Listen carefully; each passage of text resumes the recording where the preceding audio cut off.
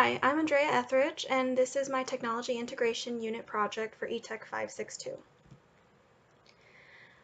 What I decided to work on was a lesson plan that would incorporate iPads or personal devices for students, Nearpod, the camera and video app on their devices, Seesaw, and Kahoot. Now, each of these are different technologies that I've come across and were peer reviewed by other students in my class.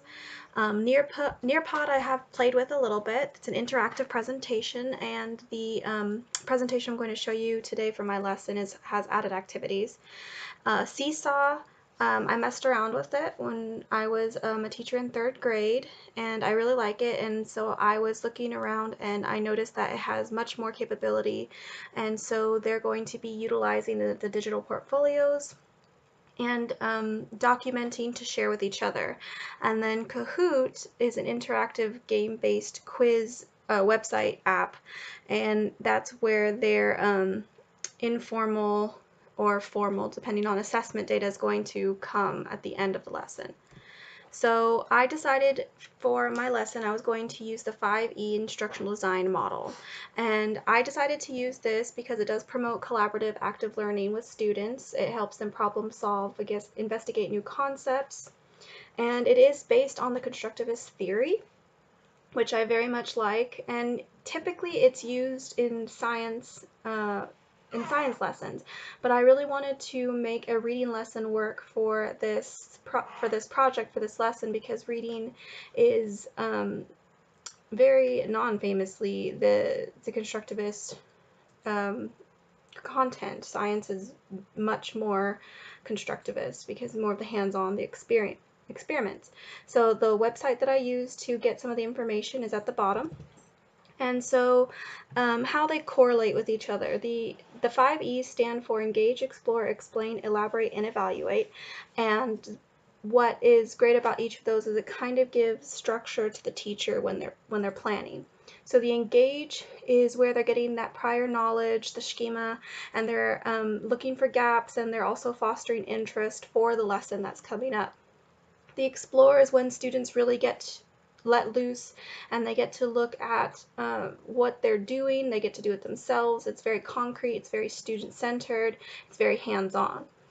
Explain is where the teacher steps back in and steps out of the facilitator mode and does more and goes more into the synthesizing, where it's connecting student knowledge to to the skills that they should be learning. Sometimes that this is done through student presentation.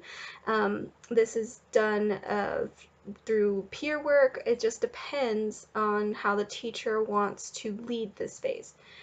The fourth phase is the elaborate phase, which gives students more of a deeper understanding. This can be where they create presentations, they teach each other, they go into tutoring mode. Basically, it gives them more deeper connection to what they should have been learning, what they were learning earlier in the lesson.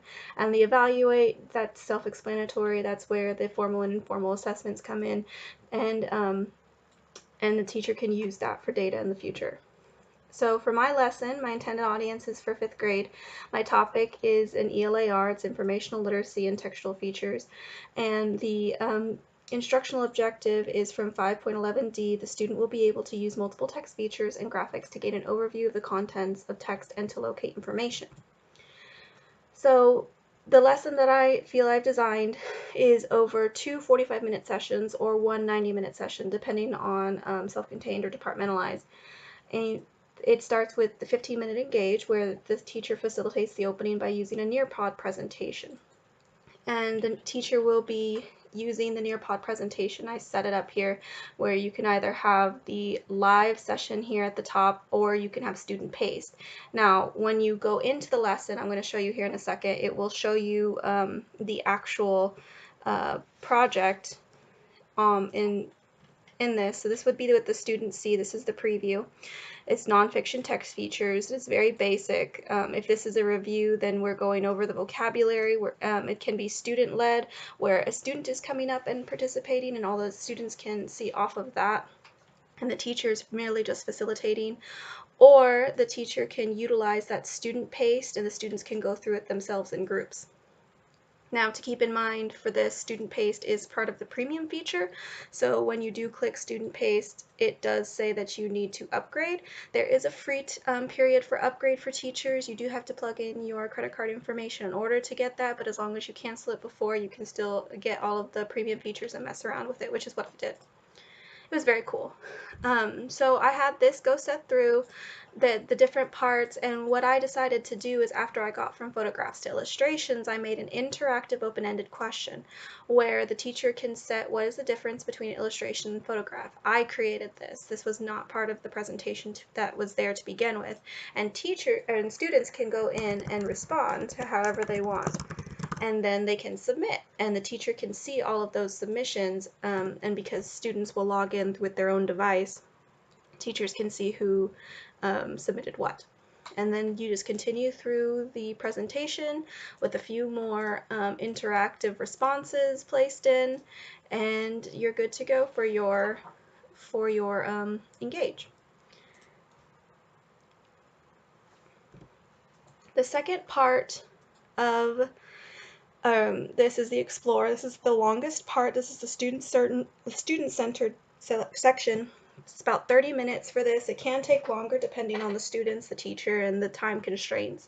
But this is where the teacher would turn on the student-paced version so that way they can use it as almost their resource or their textbook, and the student will be able to look through it, go back and forth, and review the notes that were reviewed over in the in the Engage. So as part of this lesson, the teacher is going to provide the students with lots of different materials: the gloves, the masks, paper to cover the table, the hats possible. There's definitely glue sticks. Some teachers use Band-Aids instead of the glue, so that way they get the feeling of being a doctor. Scissors, and then of course you can see in this picture there are lots and lots of instructional materials that they are going to be able to cut out and glue.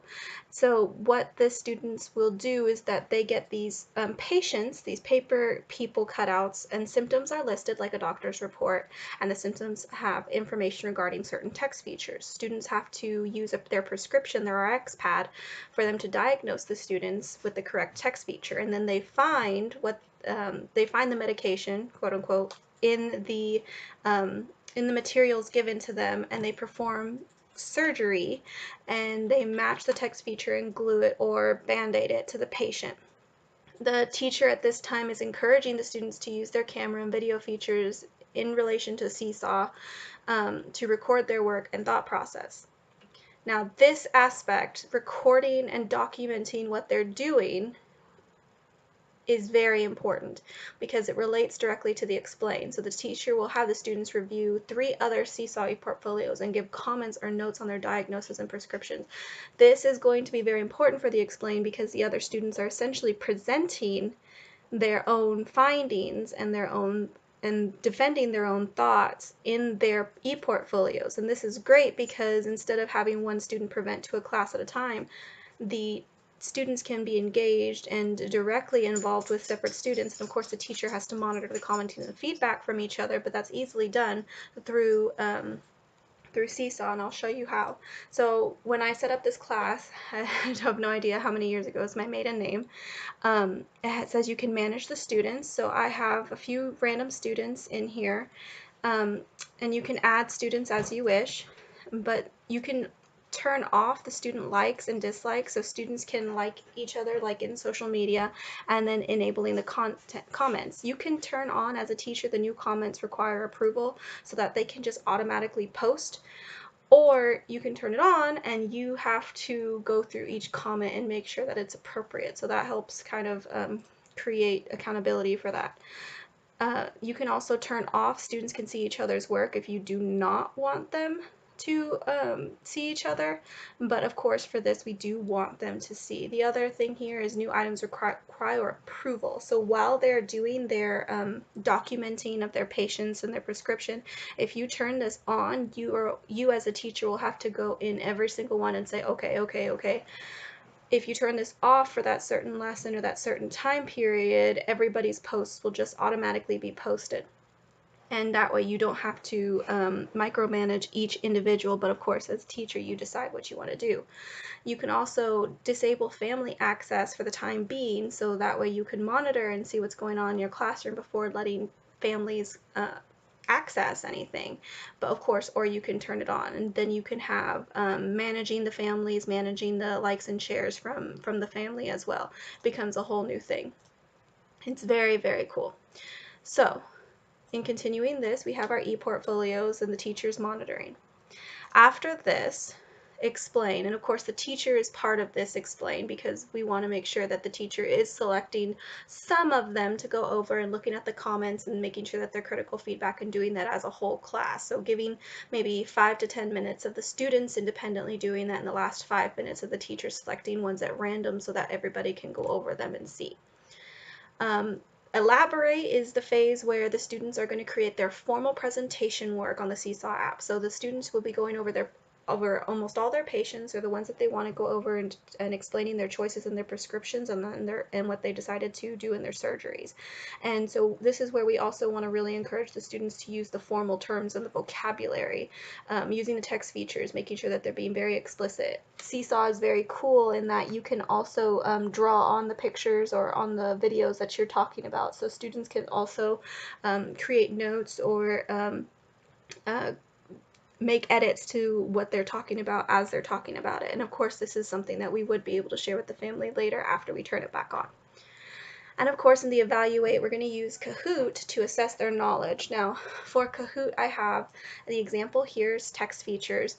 When I go in, it's a very basic, doesn't match what text feature is in the picture, and they can go. If we click play, we can see an example of what this will look like. We would have the classic mode on, and we're just going to click start.